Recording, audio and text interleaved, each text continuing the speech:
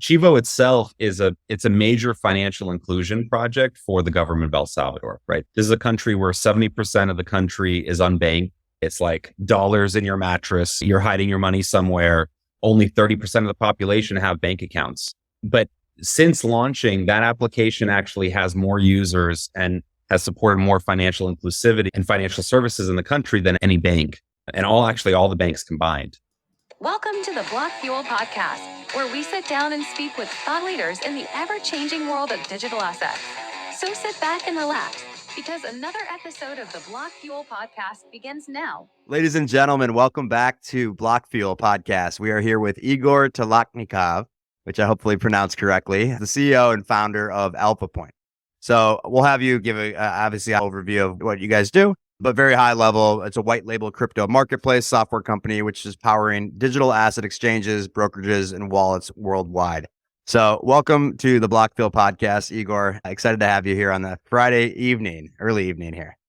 Appreciate it. Good to be here, Avi. Thanks. Can you just dive a little bit further in terms of what AlphaPoint does within the blockchain industry, as well as I know you launched in 2014, which means you survived the crypto winter of 2015, up and downs throughout here in 2023. But would love to just hear from you, just high level, and then we'll dive into some deeper questions as well, of course.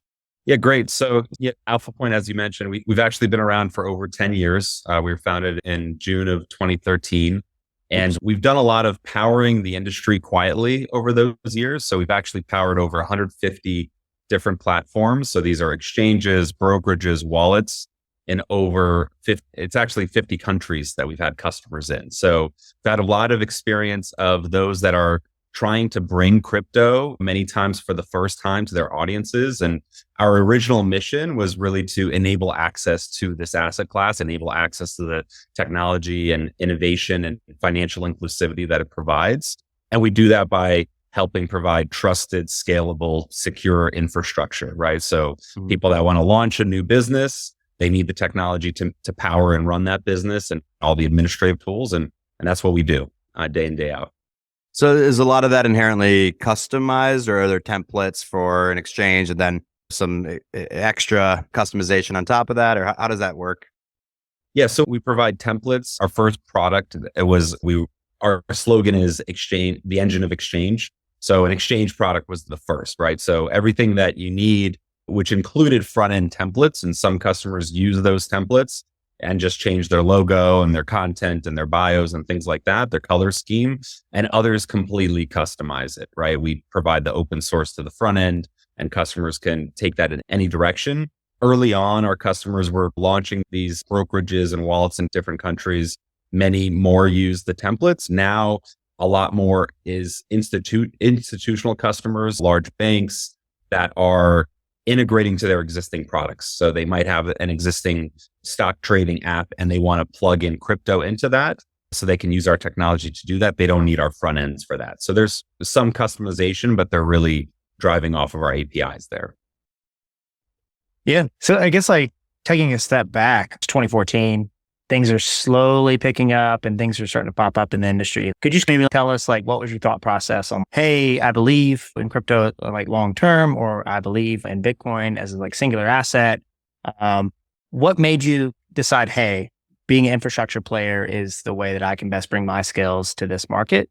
And did you ever consider doing it your own exchange or any other products that like would have been a totally different direction, but this is like where you decided to stop and build? Yeah, great question. Where did I fall and slip into the rabbit hole is the first part of that question. I think my personal experience with Bitcoin was actually trading Bitcoin, right? And it was taking advantage of some of the arbitrage opportunities between Europe and Japan and early exchanges there, and saw many of the challenges there, went to some conferences and just fell in love with the technology, right? It felt as important to finance as the internet was to communication, right? You can send an email over the internet. You no longer have to wait for the US Postal Service. Now you can transfer an asset through space and time without having to wait for an intermediary to clear that transaction.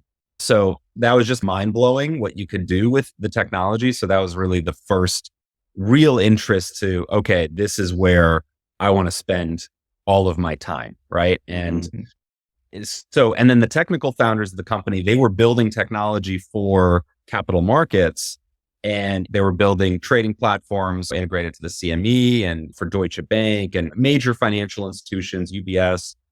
And there was this problem. Mt. Gox was the largest exchange early on.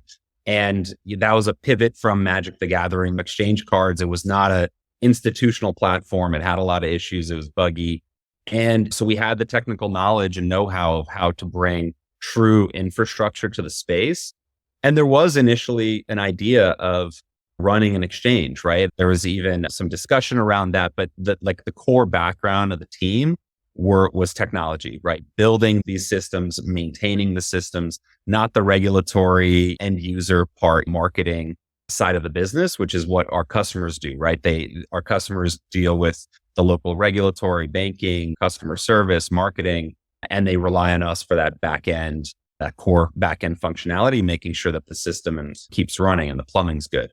I think that answers your questions, but yeah, tell me. It perfectly. It lays it up for this next question too. I was going to ask a little bit about your customer base in terms of the public facing ones that are on your website.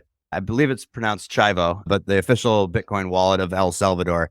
That one's very interesting. Obviously, we've seen a lot of changes politically in South America with Argentina's new and then El Salvador. I thought done a phenomenal job overall as a country where they minimized a lot of their crime.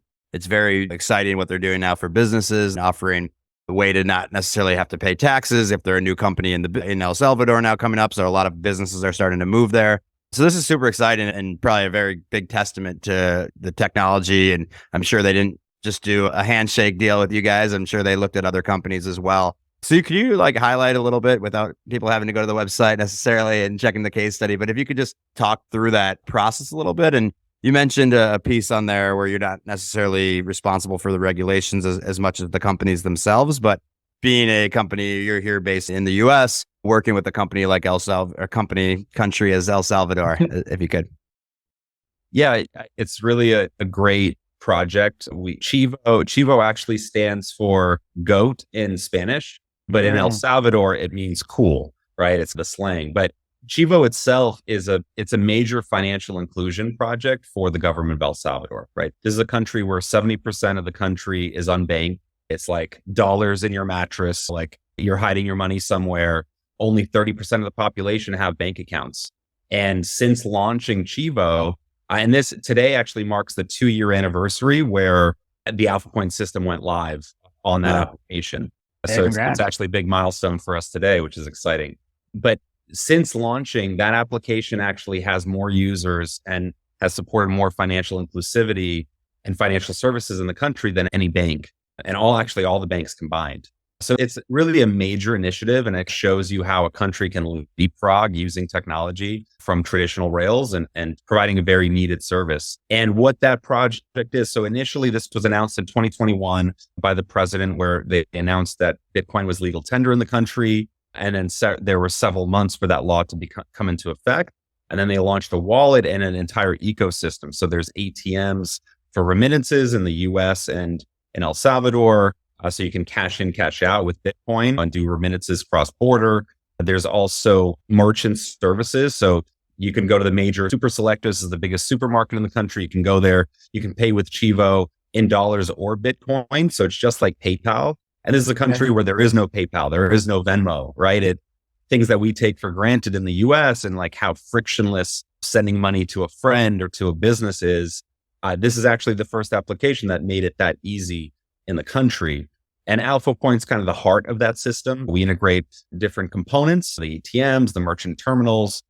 But it's really our technology, our accounting system, there's trading inside the app, there's merchant processing, conversions, there's an upgraded Lightning integration. At the time when it was launched, it was the largest Lightning implementation because for payments and for commerce, you can't wait for the 10 minutes for the transaction to clear. You need that instant, a second or two to convert, to receive that payment and then actually let the person check out and leave the store.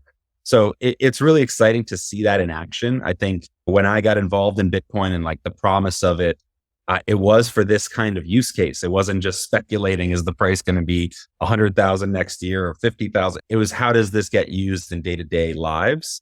And it's really, potentially just the beginning, right? We see, as you mentioned, Argentina, they're looking to update their fiscal policy. It looks like they have a pro-Bitcoin presidency coming in, and other countries as well that are looking for alternatives and looking for good money and how technology can help their citizens. That has to be pretty like nerve-wracking going into something that's like a project of that massive scale, style in like a country that hasn't had that early adopter mindset of technology where you're really thinking of, okay, is this going to be something that is the UX going to be simple enough? Is it going to work with some of these banks and like interacting with existing like financial players like in El Salvador? Like, how is that going into that project? Do you think that the reason that was successful is because you started in 2014? So you're 7 years old company at that time when you were starting it versus somebody that's like 2021 getting into crypto. Talk about a little bit like of just that personal feeling of like how you approached it and kept your cool while delivering. Yeah, we were very excited about the project. We were actually quite confident that we could handle the scale just because we have handled millions and over 10 million accounts on the platform. So we had the population of El Salvador is 6 million, right? So we had comfort in the size and the scale of the implementation. Definitely the highest profile project that we've worked on. So if you want to make sure that you get it right, before going live, the system was tested by a third party to 1 million concurrent users, right? And that specific implementation with those specific user flows. So we had extra confidence in that as well. But yeah, and we have an ongoing relationship. We're still, Chivo and the government of El Salvador is still a customer of AlphaPoint 2 years later. And I think that's a testament to what we've built and how stable and scalable and reliable it is. And then we actually have a team that helps them extend and build on additional improvements, changes to the application as needed. So yeah, it's exciting to continue to be involved there as well. No, that is awesome. So the scale of your customers, are you mostly working with countries, enterprises, and very large companies? Or is it sometimes if me and Jody come up with an idea, we can come to AlphaPoint? What's the scope of who you guys work with? We can power the Avi and Jody exchange. That's something we have experience doing. Early on, it was definitely a lot more crypto believers looking to launch the first exchange or brokerage in their country. At one point, a third of all the licensed brokerages, exchanges, security token platforms in Thailand were all powered by AlphaPoint. And it's a mix of entrepreneurs, a lot with financial services background, some without the background, but more and more it's large financial institutions. So two of the more recent customers that we've brought on, one is the largest retail bank in a country in Latin America. One is the largest retail bank in Asia. And these are examples of customers that they have 15 million or 40 million users and accounts, and they don't want to lose their users to Coinbase or Binance or wherever their users are going to now seek out both access to Bitcoin, but other financial services, loans, lending, credit cards. And financial institutions now see a threat from crypto institutions that are coming into that space. So we see more and more institutional players looking to bolt on crypto to their offering, right? The fintechs, like you've seen what PayPal did, similar things happening with banks and financial institutions around the world, really. Do you step back from just a technology layer when you're going into managing compliance in these countries? Or like, how do you manage, like, you mentioned like 50 different countries you've worked in, their individual laws. We've worked with people directly where I think it was in Cameroon where we were about to start an implementation of an exchange and liquidity, but then Cameroon over the weekend decided, nope, we're banning crypto. So like, how many of those situations have you had where you think you're like, hey, big project coming, and then on Monday, the president decides, hey, nope, crypto's out? Yeah, there's certainly that's happened. We used to have quite a few customers in China, and then there was a very big change in the policy there. I think that's the minority. Ultimately, while our customers are responsible for compliance and regulatory compliance in their region, we provide them a lot of tools to comply. And through that experience of working with the SEC or the equivalents in various jurisdictions, and our customers that comply with their local regulations, we have the reporting and the tools to help our customers do that. And actually, we've seen in multiple regions where the regulators actually know AlphaPoint, and it's a smoother approval process for them as a result, because they need all of these tools. They need to limit how much people can buy. They need to have treasury controls. Now, SOC compliance is very important where it wasn't in the past. And AlphaPoint's one of the few companies that have SOC 1, SOC 2, type 2s. Yeah. And they're looking for that in their customer because they've seen really regulators are trying to protect the consumers in their country, right? They don't want people to be defrauded and they don't want people to lose their money. So they want to make sure that the systems that the money is held on has integrity, has security, right? It has all the things that you expect. And we just make that smoother. It's ultimately still our customers' responsibility, but we have integrations to compliance modules, NetKey or SumSub, right? Different KYC vendors, different know your transaction vendors. We have all those hooks to just make that piece as simple as we can make it. Let's head back to 2018. I had to go to your Twitter and saw you reposted something that I thought was relatively relevant given all of the ETF discussions that are happening in the space. You had retweeted Salil Donde, as I believe his Twitter handle, and you said verbatim, or he had said, as the SEC rightly continues to reject ETF proposals for crypto, we need to develop smarter methods to inspire confidence in the cryptocurrency market. Smarter contracts, smarter transparency, smarter security, smarter anti-manipulation, and smarter self-regulations, quote, smart baskets. So there's been a lot of these rumors, as I mentioned, in 2024, talk with the spot ETFs finally being approved. So since you had retweeted this in 2018, wanted to bring this back and resurface it. Do you expect ETFs coming in 2024 as early as Q1? What do you think the overall impact to Bitcoin, to the market, to the entire industry? Yeah, I think we're seeing the anticipation and the price action here recently. I think the Bitcoin spot ETF, the Bitcoin halving, those are two big drivers of what's driving this, what we see as the beginning of the next bull run. And it's right on time. We've been through 3 crypto winters and it seems like we're coming out of this last one. So what's changed, I think the types of institutions that provide liquidity, that can provide indexing, the maturity of the industry, we've had almost 500 million users touch crypto. It's become much more ubiquitous. It's rare that you meet somebody that doesn't know what it is. And the reality is Bitcoin is less volatile and more liquid than a lot of assets that the SEC approves ETFs on. So I think the arguments are running dry in terms of the rejections. I think the January 12th is the next date that the SEC has to make a decision. And also the institutional players that are involved. You have BlackRock. You have some of the largest. BlackRock is the largest asset manager in the world. They've had 99.9% of all their ETF applications approved. At this point, I think everybody believes it's a matter of time, not if it's going to get approved. Mm-hmm. Yeah, it's hard to not approve a crypto ETF when you have a 3x S&P 500 short that's approved. And you're like, wait, so you want retail consumers to actually gamble with leverage, but you don't want just a spot ETF on crypto. So it's good people are understanding that it's a little bit of hypocrisy there.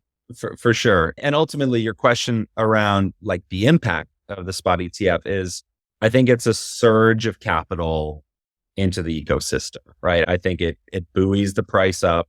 Certainly there's still many people that have never purchased cryptocurrency. There is this growing, the searches are increasing, the volume, the traffic. We see this on all of our customers, right? That price action just builds that as well. And there's just billions of dollars on the sidelines. And the spot ETF provides a vehicle for retail investors that could not buy it before because they weren't trading derivatives and the other types of ETFs that were available. That's all now available right on your Schwab, your Fidelity account. It makes it easier for everybody in the US to buy Bitcoin. And that's going to buoy the price. And also we've seen the alternative assets that are out there coming up as well as a result.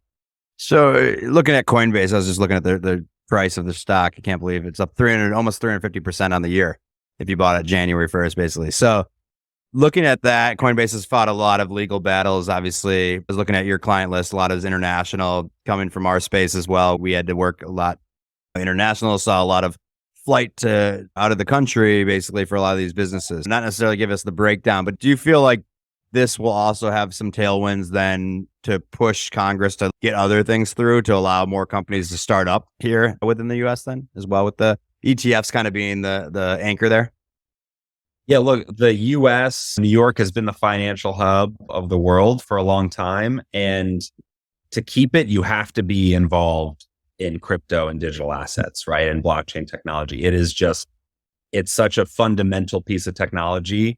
And I think it's smart to go that way. There's obviously agendas. There's reasons that people are pushing back. There's, people that are fighting for the dominancy of the dollar, right? Which obviously Bitcoin is challenging in some ways. So I think that it's become somewhat political and divided, which is unfortunate. I think it goes beyond that, similar to other types of technology that hopefully we don't politicize. And there's lots of lobbying groups that are working on that. The more progressive the US is, the better position it holds to continue to have that dominant hand in the world. And we hope that continues to happen. We saw Coinbase set up shop internationally as well, and they have their derivatives exchange abroad now. And they employ a lot of people in the US. It's definitely a great way to bring in high paying jobs to not push that business overseas. I've seen a lot of entrepreneurs leave because they don't want the regulatory lack of clarity, and they just go to places where they can deploy the technology without having that overhang.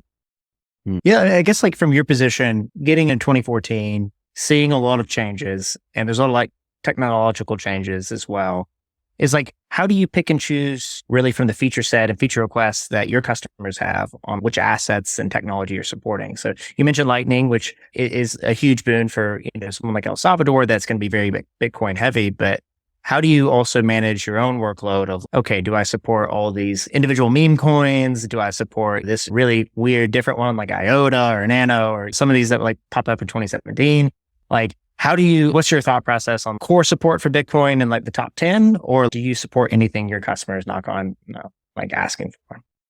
Yeah. So our business is we're somewhat product agnostic. We have to be, right? We've had customers in 50 different countries. That means 50 or about 50 different currencies as the base currency, right? And so those are integrations to various banking and payment processors, and the digital assets that our customers list is up to them, right? We have customers that are Bitcoin only, Bitcoin and dollar like Chivo, and we have customers that have every altcoin. They have hundreds or thousands of different products that they list. Ultimately, we provide a matching engine and the exchange and order management system and liquidity connections, right? These core tools to make that work.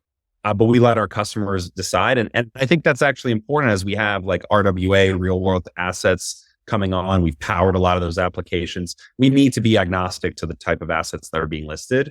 But when we try to decide like which feature, we do partner a lot. Like we partner with some of the wallet companies that can provide assets that we might not integrate ourselves, right? To enable our customers to do that.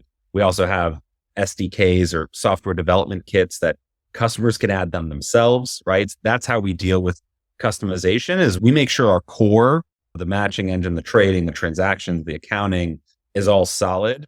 And then we make hooks for our customers to deploy it in different ways, right? Like the Chivo Wallet that's a financial services app, like a Venmo, PayPal, looks very different than NDAX, our customer, one of the leading exchanges in Canada, right? That's more trading applications. We've seen that since early on. Customers go in very different directions, and we try to enable it.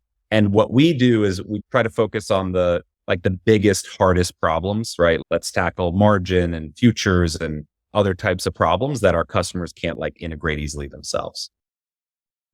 I saw you went to Penn State. I was at Indiana, so fellow Big Ten alum here. Coming out of college, I saw this wasn't necessarily your first company you went at, but like, how did you make that jump from working at previous jobs out of school and then ultimately becoming an entrepreneur? I think that's always interesting to listeners to hear. It's not all just like the gravy train. Everything's all good. There's obviously some challenges you bumped into, the things that you like wish you learned along the way. So any guidance just as an entrepreneur that you would love to teach others that are listening here? Yeah. So personally, like the entrepreneurial background came from as a kid, I saw my dad leave his job. He was an engineer. We were immigrants. I came to the US when I was 5 from Russia, from Moscow. And saw him leave an engineering job and start a career in imports. It was actually importing nesting dolls and things like that, just crafts, and traveling around the Northeast. I don't think we quite made it to Indiana. We were as far as Ohio, and we were driving around selling these crafts. And I got just the taste of working for yourself, an entrepreneurial spirit, what it meant to go into a new market and not know anybody and open doors, go to conferences, shipping, delivery, all of these kinds of things. I learned on the job. Those were my summer jobs, like 2 months in the van with dad, driving around. And then after college, I went to the traditional route as well. I worked for a big Fortune 500 company, traveled around, and just wanted to get back into it. And my brother was actually entrepreneurial straight out of college as well, where he went into business with my dad. So I had an easy in of, I partnered up with my brother and we started investing and advising customers after he had an exit in another company in like ad tech. So I had an easier in, but I think a lot of entrepreneurs have a similar drive, right? They see problems, they see that things can be done better. They have experience from the work that they did with whatever career path they took, and they try to apply that experience to solve those new problems, right? And sometimes people bootstrap that. Sometimes they go out and raise money, and you need to convince investors that your idea is worth solving and that it's going to be financially prudent for them to invest in that, right? If it's not just like a cause or a charity type of thing. So I think as far as like bumps along the road, I think like one of the main things, and I remember some entrepreneurs told me this as well, is hire slow, fire fast. It's just, it's a hard lesson to learn when you're in a booming industry and you're just like trying to hold on and you have tons of customers and you hire a ton to potentially onboard all those customers, when sometimes the prudent decision is to hold back, do what you can do within your plan, maybe extend it a little bit, but don't start bringing people on that you can't properly screen and then train, right? And, hiring slowly so that you can actually get the organization to continue to grow in a certain way. And when you're on the super fast trajectory, that can be hard. And then the firing fast is just more about if you bring somebody on that's not working with the culture and not working the team and there's too much friction, sometimes it just doesn't work out. And it's better to look at those first 3 months as like a trial period. Because if you allow that to not get fixed, you don't have the right caliber people in the company. And then those people might get promoted, right? And they're hiring people that are not necessarily the right caliber. So those are the things that are top of mind when you ask that question. But yeah, it's so many different challenges in this space. Security is everything, right? You need to make sure that you know how to lock down your machines and have a good operational infrastructure and software security. You need like a college course on that in this industry, which help guide new employees through just so that they don't have to learn the hard way. Joe, do you have anything else? I was going to ask too, you can ask this off and I'll edit this part right here, but do you guys do custody or no? We ourselves don't do custody. We do have some wallet software. So where we provide some treasury controls and some wallets, but we deploy that for our customers, like on their own servers. Got it. Going into the year, I think that kind of mindset of just like hiring slow, firing fast is great. Probably helped you guys get through the bear market and also being around and having an existing like book of business. But what's the spring looking like? What are the next few months? Do you see yourself growing? More liquidity is coming in the space and you obviously get a bird's eye view of the transactions coming in, but what are some exciting things that you got up your sleeve for next year? Yeah, we're actually a pretty good size today. We're about 110 people and globally we're supporting customers everywhere. So we have staff in a variety of different countries around the world. In terms of next year, like our focus is really on finishing our roadmap. We've been heads down building. We're releasing a lot of products next year. Margin is going to be the first product in Q1 that's being rolled out. And then what I'm most excited for next year is our crypto as a service, where we're planning to partner with our customers around the world to help institutions that have lots and lots of customers that don't know how to offer their customers crypto, do that in a very streamlined way. So that's really exciting for us. And we grow the team. We're definitely investing in certain parts of the team where in the bear market, we've been a little slower in terms of sales and marketing and outreach. We're going to be at more events and out in the market a bit more than we have during the bear market. And we're planning for that and excited for it as well. That's awesome. I don't know if you guys are able to legally launch a VC in coordination with understanding how well these companies are doing. You get an inside look. Is that something you guys are legally allowed to do? And if so, has that ever been on your radar to start maybe an incubator program or something like that? Yeah. So recently, we have done small investments in crypto projects in the past. We have looked at investing capital in startups as well. It's just not our core business, right? So what we've invested in the past is something kind of complementary to our customers are doing a project or something like that. But we've had our mandate as being software and technology, and that's what we've been focused on. But it's something we dabble. We do have some crypto holdings, and we've even thought about doing funds internally that could be exciting for just the company as like a bonus type of opportunity. Recently, we launched AlphaPoint Labs, which is like it's more of an advisory and custom development shop inside the business to help customers to extend the projects in the ways that you mentioned earlier around how do customers integrate, how much do we build? So things that are not core to us, we can have this advisory business do separately with separate resources. So that's one of the things that we have been investing in. And then on the investing in our customers, sometimes the investment we've made is in the down markets where we can deal with the cyclical nature of the business and some of our smaller customers can't. We get pretty friendly on terms and making sure that they have payment plans or have debt that they pay back later. And we try to be flexible on that side of things. Very cool. I don't know if I can ask this on the podcast, but I thought of this earlier today, and I just want to start asking people what their biggest bag. You don't need to tell me the amount of money, but I was just curious, what people are holding the most of. Is that fair to ask, or is that kind of? Yeah, I've had this. My biggest bag is AlphaPoint. So Fair. Very PC answer. I'm very invested in AlphaPoint, and I have some crypto holdings. I hold Bitcoin, I hold Ethereum, a couple other tokens, but I haven't been a huge speculator in the space. I'm so honed in on it, and I try to avoid conflicts of interest that are tied to big bags in a certain token and then promoting it in a certain way. But yeah, that's how I would answer that. That's a fair answer. Igor, I know it's Friday night. It's about 6:30 p.m. So we'll let you get out here for the weekend, but really appreciate coming on to the Blockfield podcast, and definitely excited to see where you guys can go from here. And just been a pleasure to talk with you. So thanks for coming on again. Yeah, appreciate it. Thanks, Avi. Thanks, Jody. Have a great time. Cheers.